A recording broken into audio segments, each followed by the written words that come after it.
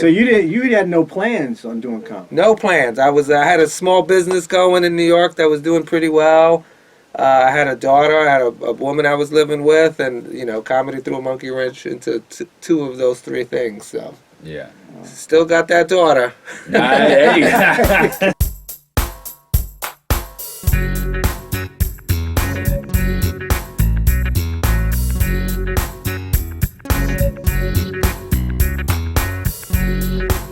Hey, so we got from New York. Actually, he lives in Florida now. We have another great touring comedian in our studio. I love having people in studio. Mr. Kenny Garcia. How are you, man? I'm doing great. Thank you for having me. It's a slower lifestyle here. So how are you enjoying the Florida winter? Quite honestly, I'm in love with Florida and everything Florida.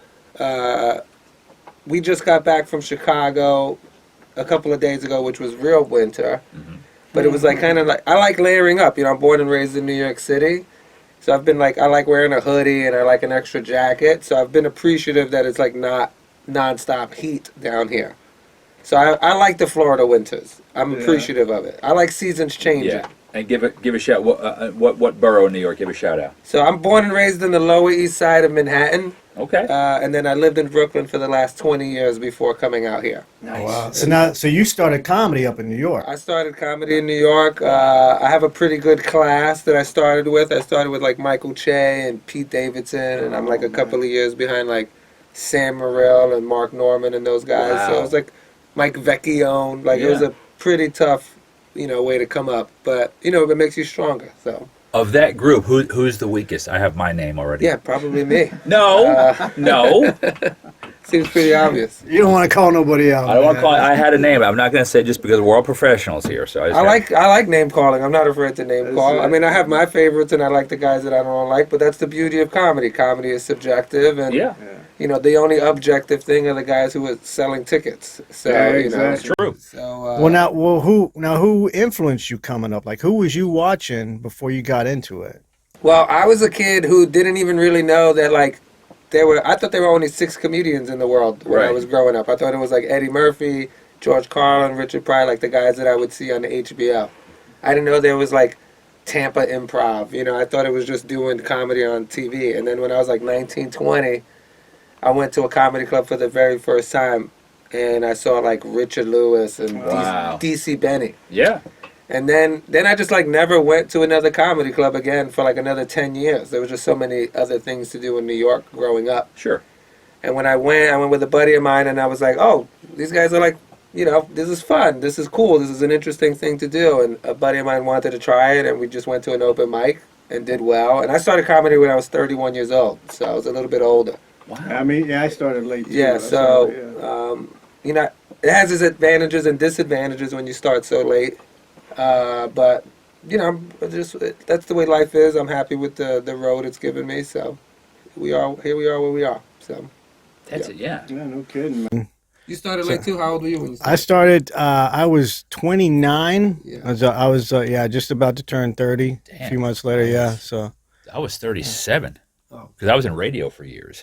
Yeah, I could tell with that voice. You got the radio voice? And a face, too. Radio I got this red. I do. I'm not as tan as I used to be. Pretty. But yeah, December 7th, 2007. Yeah. Pearl Harbor. Yeah. All right, cool. Yeah. All downhill from there. Dude, it was crazy. Yeah. Well, and I was like, I mean, in radio, and you know this, Tony, from the guys I used to work with. I mean, one of my buddies is Larry the Cable Guy, and we did radio in Orlando together years ago, and Clear Channel. And when I used to interview comics, if I was a radio interview right now, I would never try to be funny. I would just ask you the questions. You be funny because that's what you do. I would never want to be that guy.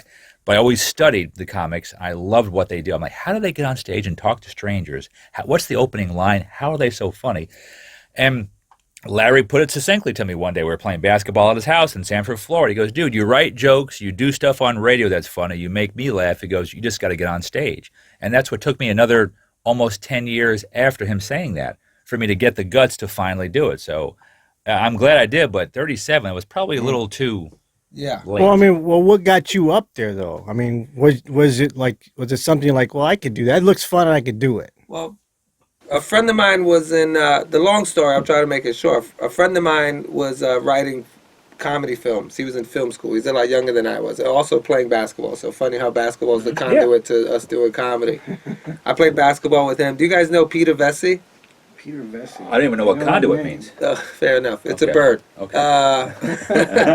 And- Peter Vesey sounds very familiar. Yeah, Peter Vesey. He was a sports. He's a sports writer. guy, So I yes, used to play yeah. basketball with his son. Oh wow. And he was in film school. I was helping to edit some of his film scripts, and I just had a natural knack for making them a little bit funnier.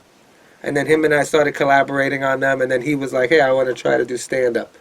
And so we went together. And I didn't know. Again, I was very ignorant to like what was going on, and I didn't realize this was the whole world. Yeah. So we went together. We went to an open mic, and then like as most people, you're like, "I'm way funnier than all of these dudes." And then that was what got us into it. And then I fell in love with it. It became like a drug. Like all of us have, succumbed to this drug of comedy. So you had no plans on doing comedy? No plans. I had a small business going in New York that was doing pretty well. I had a daughter. I had a woman I was living with, and comedy threw a monkey wrench into two of those three things. So Yeah. still got that daughter. Hey. 2 out of 3 ain't Right. bad. Hey, Not 2 bad. out of 3. That's the one to keep. That's the one to So- keep. So now, you were starting out in the scene up in New York. Yeah. Now, what became your home club up there? Well, New York Comedy Club and Gotham Comedy Club were the first two that I did a couple of their bringer shows. And then there was another club that ended up closing, which was like really, really key to helping me get a lot. It was a place called the Laugh Lounge. I've been there. Yeah, they closed like probably 2 or 3 years into me doing comedy, but like they just gave me so much stage time because I was like Hispanic. I was from that area, I went up there, and that was one of the rooms that I got to do time in. Yeah, it was a perfect comedy club. Like they had a really great bar upstairs, and then they had a really good room downstairs, and it was just like so much fun. And I can remember just having some really, really great times down there, meeting like pretty much all of my friends down there. So it was pretty cool. That is all perfect. Yeah, It was a good time. And you see, watching you guys, that your facial expressions just talk about going up on stage in New York City. That's the magic area right there. It's great places around the country, around the world to perform. But when you just watching you guys see how excited you were, just talking about, especially starting out there in New York City, there's nothing like performing. Yeah, in like New York is a weird animal in that, like, when you're a comedian, one of the things you have to learn to do really quickly is, you have to learn to grab people's attention. Mm-hmm. And attention spans are short in New York. It's not the best place to perform, because it's not fun to be competing all the time. It takes a lot of energy. But they are appreciative of, like, really good art. They're seeing so many different kinds of art. And that's one of the things that I think, like, New York taught me how to just have, like, a sheet of armor on. Yeah. And I think when you go around the country telling jokes, you're not going to appeal to everyone, but at the very least, they're unable to affect you because you have a really nice coat of armor that you built up in New York. Mm-hmm. And also in New York, you got to appeal to everybody. There's like so many, and that if you're trying to do this, you can market yourself to one little market of a crowd, if you will. Yeah. But you want to kind of be broad, and you want to make everybody laugh. And New York is a really great place to learn how to do that. And then there's obviously so much stage time in New York, and everybody's really good there. And you don't want to be left behind. So I think most men tend to be competitive. Yeah. So you want to compete. Yeah, I was going to ask you about that. Yeah, You just feel that just naturally among so many comics. Yeah. So we're always competing, and you want to be funnier than the next guy, and then then you get into the little traps that I think we all comedians get into, where it's like, oh, I'm funnier than that guy. Why is he getting that? Right. So, but on stage when it's just like you see your friend go on before you, you got your friends going on after you. It's like a nice little competitive little thing, and just busting balls. yeah, just busting thing, balls yeah. and doing what comics like to do. And I'm curious, especially up in New York, and this could be anywhere geographically, but did you ever have a night, either when you were starting or even now, where you're a typical night where you've got big name comedians maybe going up there, any given night, especially in New York, right? Yeah. And you watch them and you got your stuff. Did you ever have one of those nights where you go, I don't know why I'm doing this. Like these Yeah, for guys sure. and girls are really. I'm just like I'm good, but I'm really thinking maybe why am I doing this? Did you ever have that? Yeah, many nights like that, and like it makes you better. Yeah. You know, I can remember a night in particular where I was with some friends of mine, and you know, we're all like feature levels, and it's like a showcase show. It's like 40 people in the room, and we're all having, like, we all think we're having the greatest sets of our lives, like one after the other. And then Gary Goldman was on the show. He was closing the show, and the room was hot, and he did something to the room that made us all feel like we should not be doing what we're doing. Like the sound went, what we thought was a 10 was really a 4. Wow. And he took it to like a 10. Oh, wow. And like it was jarring in that like you were like, holy shit, I just had the best set of my life. I killed. And then it's like, oh, there's 2 other sounds above what I was able to do. Above killing, right? Suddenly, you're like, Yeah. my life doesn't matter. And it was really like jarring. Yeah. And like kind of like it really like pushed on like, oh my gosh, like can I get that kind of good? And it was like, again, it was like no cursing. It was like just super smart, super funny stuff. He took a hot room and obliterated it. And you say this is Gary Goldman, the tall guy, the 6'6". Yeah, he's clean. Yeah. What a great writer. Oh, yeah. He's amazing. He's like And, one of my favorite comedians. I love and him. I do, probably yeah. like underappreciated, but he just and like that happens a lot in New York. Yeah. Where you know, I think sound as a comedian is a very important thing to us. We know what our jokes, when we kind of get them to a place where we feel super comfortable with them, we know what they're supposed to sound like in the room. And then you get your stuff to a place, and then someone else comes into the room, and you're like, oh, it's not gonna get better than that. And then they take that sound to another level. Yeah. It's really like, because that's what we're all looking for. We Yeah. want that sound. That's the sound that's coming Yeah. back to us. You know. Yeah, 40-foot wave. Yeah. You So. know? And that external reinforcement, that's our life source, right? That's how we know. That's our Superman's son. You know, that's Right. where we go to get, you know, reinvigorated. Yeah, You know, that's what's yeah. getting us back. That's a to- great story. Well, let me ask you about this. Speaking of Gary Goldman, And writing, like, what is your process? I mean, I know you work stuff out on stage all the time, but Yeah. do you lay things out first? Is there an outline, or do you write things up? Yeah. So I have a lot of bad habits as a comedian.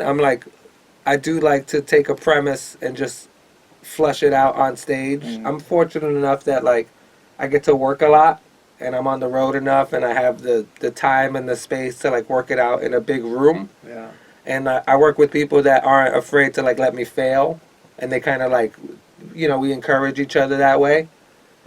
But I think I'm at my best when I am a little bit more focused, and I take a premise that I have written out a bit on stage, write it out after I've already said it a couple of times on stage, and then when I'm sitting and writing it out word for word, I'll find a nice little funniness inside of it again, and then I'll take that. I try not to memorize it, because when I go on stage, I want it to feel like, I want every crowd to feel like I'm telling this to them for the very first time. it's fresh. And so, you know, that I just thought of it, and that's kind of the way I like to present material. So I try not to ever memorize anything, and writing it down, you know, it's just going to kind of get sunk into your brain as memory. So then what I try to do is I try to take what I've written down and just bring out the little key points. And then eventually it gets to a place where it's just, I can say it verbatim. And then it's just performing it so that it doesn't sound like I've memorized it. And so that's kind of like my process. It's just kind of write it on stage and then write it out word for word at home to just try to find extra funny stuff. And then take that back on stage. So you'll start out on stage with it. Wow. Yeah, I usually like to start out on stage. So like I'll have a premise that like I'll put into my phone and it's very vague. It'll be like why I'm looking in the mirror when I put deodorant on or some shit Like a bullet point. Yeah, a little bullet point, and then because I'm very conversational. So I want it to feel conversational when I'm on stage. I want it to feel like my whole thing on stage is I want it to feel like the crowd thinks we're having a conversation and I'm just not letting them talk. Right. And Yes. so like that's kind of like what's most important to me. Yeah. Like they feel like they're a part of like almost like they're hearing me talk to a friend in a barbershop or Right. They're on the outside, just kind of Yeah. hanging out, watching you just talk about something. Yeah, while listening to but you. they do feel like Right. I'm a fly on the wall in Yeah. a conversation. Yeah, they so. feel involved. Yeah, in it. they feel involved, but they don't necessarily have the agency to chime in or talk. Yeah. And when you, cause it's pretty brave, like to do that, to be able to take a concept, go conceptually, Now, is this something you even think of, almost improv on, like a thought maybe that pop into your head on stage, not even pre anything, like you Well, just. that's mostly like a tag, but I won't ever just go up completely naked. I'll Okay. go up with like a starting point, Okay. and I also won't ever go up. I'm a little afraid on stage. Sure. I do well on stage, and I'm like, I want to make sure I always do well. So I'm a little afraid to like really fall flat on my face. Okay. I'm not like super courageous on stage where I'm like, so I know I have all the savers and all that stuff. I've been doing this long enough. Right. But I won't ever bring up like a blanket naked premise and then not be able to follow it with like stuff I know works. So like Right. I kind of will like throw it up in the beginning, do something to get them to build up some equity with the crowd to let them know that I'm funny, then bring in something new. And then, follow it up with something that I know that already works. So I kind of like to Right. like sprinkle things in. Yeah. And so, again, like that's where it's not super courageous, but it's just me having the luxury of the time on stage to be able to bring a couple of new things on stage whenever I would like. And so actually, like speaking of all of this, is actually a pretty interesting place that I'm coming into. I'm recording an album in February. Oh, nice. Yeah, I was Congratulations. going to ask Thank you you. about that. Yeah. And like, it's gonna be the first time in my career where like when I'm done with the material, I work on the road a lot with a comedian. His name is Josh Wolf, Yeah. Yeah. and we tour a lot together. And I promised him, I was like, hey, when I get done with this album, I'm not gonna do any of that material. And the first show we do together, I'm gonna go up completely naked with no material. Oh man. And so he was like, whoa, this is gonna be exciting. Yeah. And so, Wow. and we're both very much. I'm scared to death of it, but I'm also like really intrigued. Like I have some stuff that I've been writing, but what I've been really concentrating on is like tightening up the hour so that it looks really Sure. great for the album. But I'm also like, I have like 4 or 5 little bits and like things that I would like to talk about. So I'll bring those up afterwards. So you're going to start off like completely new, just with a handful of premises. That's what I'm trying to do, and I'm curious to see how long that'll last, because I am competitive, Yeah. and I like doing well on stage, and it feels good to do well on stage, and I'm really proud of this last little hour that I have. It's probably the best work that I've ever done, and I know what it sounds like, and I get used to the sounds, and you get used to the adulations of like what Yeah. happens after you do it, and now I'm starting over, and I'm like scared to death, and So- it's fun. It is. I know what you're talking about, and I think the hardest part is just the psychology of it, like you were talking about, because you know when your stuff works. You know you're gonna get the laughs. You know, I know where I'm gonna get you them. expect it. I know what they sound like. I know what it feels like. I know the stuff afterwards. I know that a way that I like to walk out of the club afterwards. Head held high. So then you're gonna go. So basically, here's what you're doing. This is basically you're going from the Gary Goldman 10 I don't know about To the- that, but the to Kenny the- Garcia 10. To the Kenny Garcia 10 to 0. let's be honest. No, it's a 0 right no, it's now. not going to go to 0 because you know I'll you're going get to say laughs, something. yeah. So it's going to be Yeah. about 3 or 4. Yeah, Maybe. somewhere in there. And See, you don't want that feeling again. well, what's funny to me is one of the things that, like, when you do this long enough, you know this. So after the shows, we want to sell merch. So now merch is selling really, really well for me because it's like the Kenny Garcia 10. You're gonna So kill in- your set. You're In gonna my kill head, your I'm like, merch. man, not only am I not going to get jokes, I'm not going to be able to sell this merch. You're going after the show. to have supply chain issues. You gotta lower the price from the Kenny Garcia 10 to about maybe a 2 or 3 Yeah, to get that. so Well, I got a two-parter. So when you're opening up for anyone, if it's Theo or say you're working with Josh, how much time with stuff now do you do from start to finish? I don't know how this has happened for me. Like Tony's been on a lot of these shows, but when I go on the road with these guys, they like to just do 2-person shows with me. I'm really good with the crowd, and I'm very chatty. So like they've kind of, and it works out great. I get a little bit extra money. Yeah. So like they'll have me do 30, 35 minutes in front of Wow, them. okay. And I'm also fortunate enough, I don't like to toot my own horn, but I think I'm really funny. And I've run into this issue before where I've worked with some headliners that you get a little too funny for. Oh yeah. And they like, they don't want to work with you. And I've had to stop working with a couple of guys. I'm happy to name names. And Oh man! and Right here on the come Comedians on now. Uncorked podcast. And I work with Josh, and Josh has this really great philosophy. Like he's like iron sharpens iron, Yeah. and he likes it. I'm good in front of him. And Good. I work with Theo. Theo likes that I'm good in front of him. I work with another guy, Chris Porter, who likes that Yeah, Chris Porter. he likes that I'm good in front of him. Good. I got a Porter story. Yeah, and so like and then I've worked with other guys who were like, "Hey, can you do a little less time? Hey, And who would they be?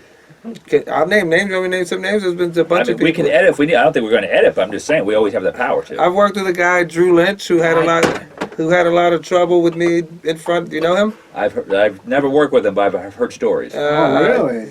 And then there's another guy, T.K. Kirkland, had a little bit of did not like Ari Spears. Has been another. No, oh, I know. Okay, okay. So and that always surprises me. Like Man. they're paying to come see these guys. Ian Bagg has been another guy. Really? Who had a little Ian bit of. Bagg, What has he got to worry about? He didn't. It was weird. He just was like, I don't know what they have to worry about. They're just maybe it's New You York think thing. it's a different style? Or I don't know what it something? is, but it's always jarred me. It's like, dude, people are paying to see you. They don't Yeah. care about me.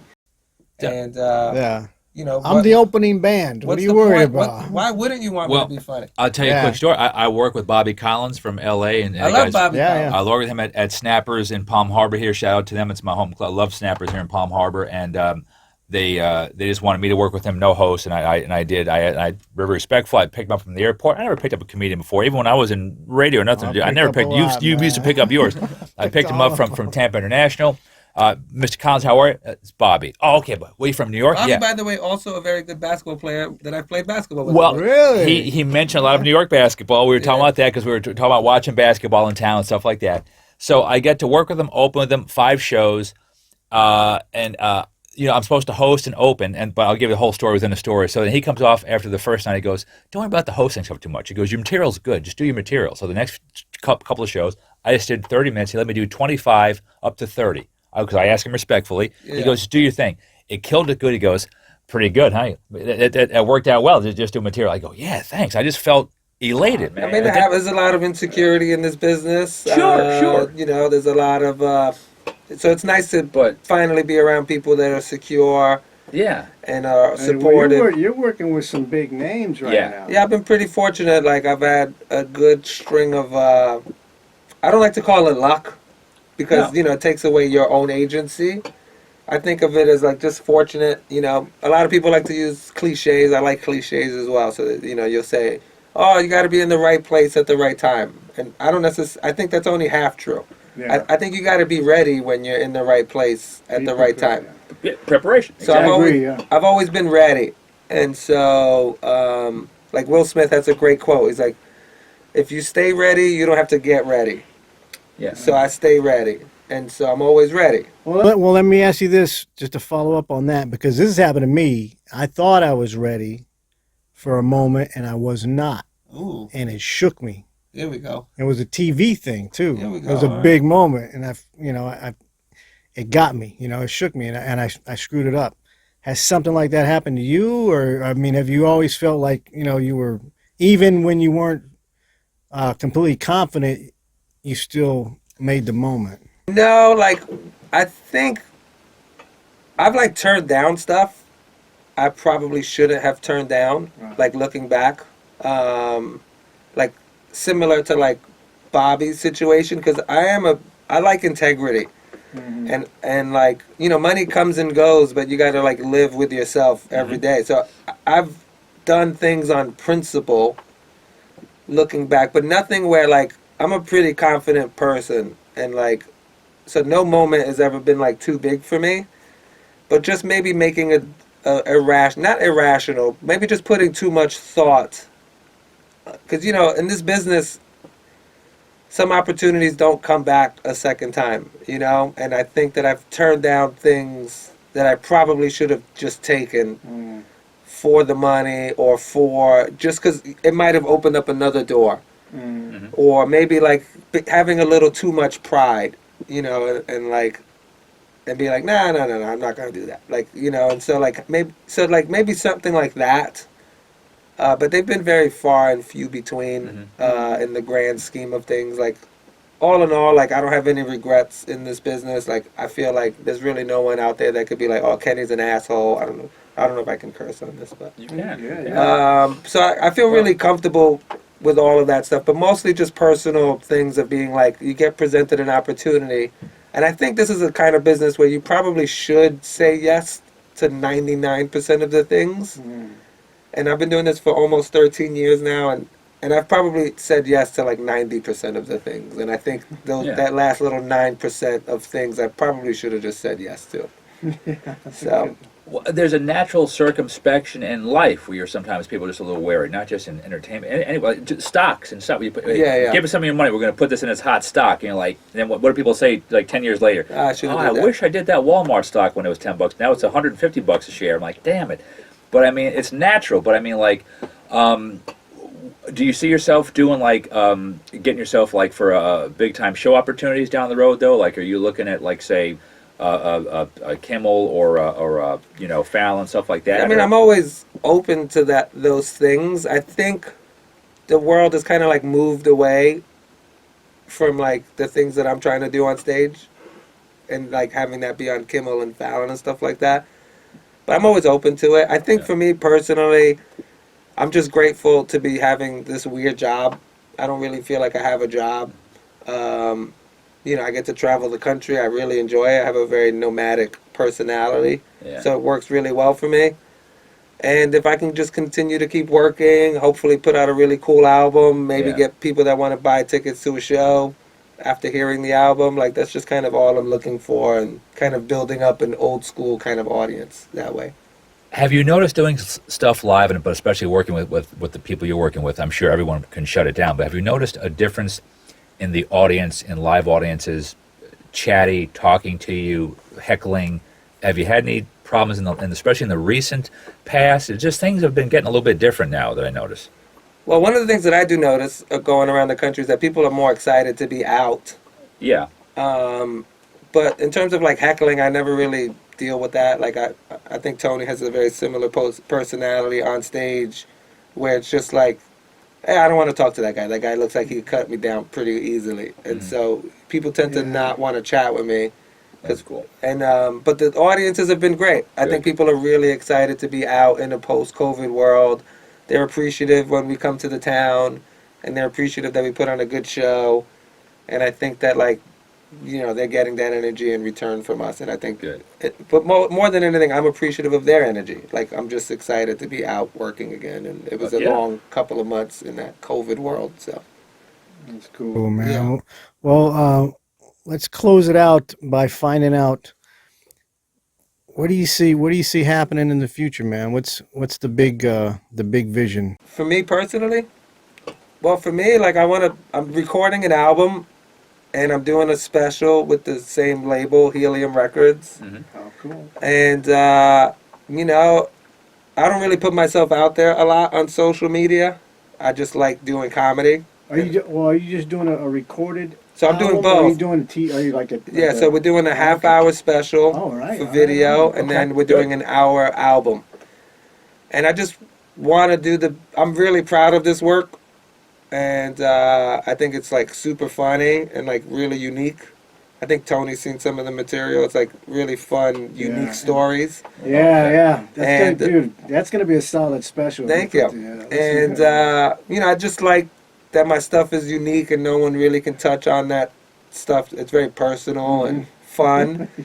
And it's kind of fucked up. Okay, good. And I think it's really cool, and I'm really people really seem to like it, and I'm just really proud of it, and I just hope it does really well, and people want to share it, and people get excited about what I'm doing next, because I'm kind of excited about what I'm doing next. So Good, and that's what we like to hear. Now, and can you give us the name of the album and when it's coming out, or is that? So no, I don't know the release date yet because we haven't recorded, but I do have a name for it. I'm actually really excited about it. It's going to be called Non-Essential Worker. Yes, good. Yes. So that's me. I love that title, man. Yeah, That's yeah. right on, dude. So that's me, non-essential worker. It was a big play because a lot of the album is like how we survived like COVID and the pandemic and stuff like that. So That's great because I always said about, especially in this country, and we've been talking about it briefly. I said how, especially nowadays, it's anti-bullying. You don't put labels on people. You let them be who they want. And then once COVID hit, you're essential. You could go to work. Yeah, You're yeah, not. yeah. You stay home. And I'm That's like, hilarious. oh, they Yeah, just man. bullied us. I'm so happy you named it that. Yeah, But yeah. now you said you're going to be recording this next month in I'm February? recording it in February, and Okay. then I don't know when they're releasing it, but Where are you Okay. recording it at? at Charlie Goodnights. Charlie Goodnights,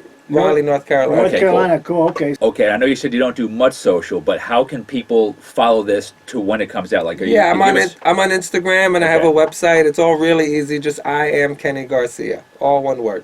Right on. Twitter's I am Kenny Garcia, Instagram, and the Facebook I am Kenny Garcia. So That's so cool, man. nice and easy. Okay, listen, man, we're glad you're a Floridian now, but I can't wait to see the stuff when it comes out, and hopefully we'll have you come on when it comes out and I'd love drops. to. Yeah, I would and love that. we'll do a follow up. So That'd be much great. luck to you, and you can come on anytime you want. And thank you so much for being on with Thanks us. for having me. I appreciate Thanks a it. You guys lot, got brother. a good gig here. Thanks It's cool. a lot. Thanks, man.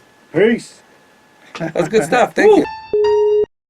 One is subscribe. Another one is like, comment, hit notification. And all of these words will help us grow as a channel. Back to our program.